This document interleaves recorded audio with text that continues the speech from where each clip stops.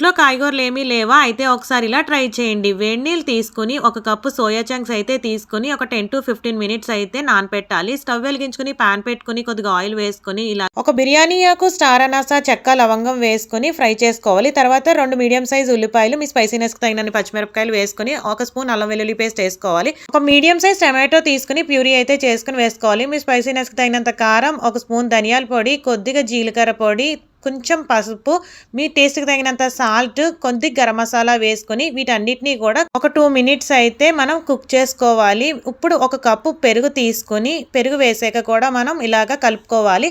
Already నానబెట్టుకున్న soya chunks ఉన్నాయి కదా, నీరన్నది ఏమీ లేకుండా మనం వీటిని పక్కకు తీసుకోవాలి. ఆయిల్ ఇలా పైకి కనిపిస్తున్నప్పుడు మనం పక్కకు తీసి పెట్టుకున్న సోయా చంక్స్ ఉన్నాయి కదా, వీటన్నిటిని వేసుకొని మనం బాగా కలుపుకోవాలి. చూసారు కదా, చాలా చక్కగా అయితే మనం కాయగూరలు ఏమీ లేకుండానే సింపుల్ గా సోయా చంక్స్ కుర్మా అయితే చేసేసుకున్నాము. సబ్స్క్రైబ్.